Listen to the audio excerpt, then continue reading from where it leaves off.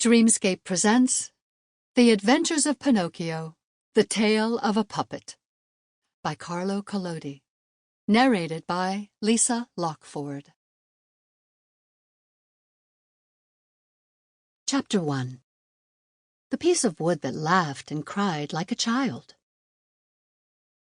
There was once upon a time a piece of wood in the shop of an old carpenter named Master Antonio. Everybody, however, called him Master Cherry, on account of the end of his nose, which was always as red and polished as a ripe cherry. No sooner had Master Cherry set eyes on the piece of wood than his face beamed with delight, and rubbing his hands together with satisfaction, he said softly to himself, "This wood has come at the right moment. It will just do to make the leg of a little table." He immediately took a sharp axe with which to remove the bark and the rough surface, but just as he was going to give the first stroke, he heard a very small voice say imploringly, "Do not strike me so hard." He turned his terrified eyes all around the room to try to discover where the little voice could possibly have come from, but he saw nobody.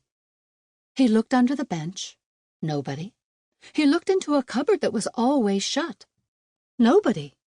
He looked into a basket of shavings and sawdust. Nobody. He even opened the door of the shop and gave a glance into the street, and still nobody. Who then could it be? "I see how it is," he said, laughing and scratching his wig. "Evidently that little voice was all my imagination. Let us set to work again."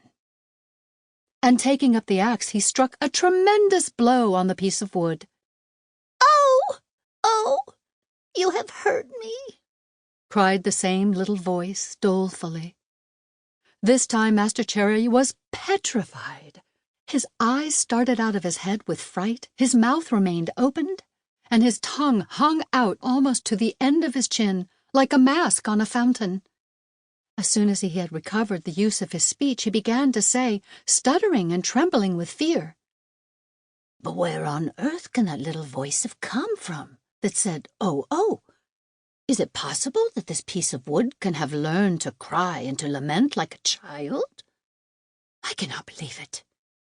This piece of wood is nothing but a log for fuel like all the others, and thrown on the fire it would about suffice to boil a saucepan of beans. How then? Can anyone be hidden inside it?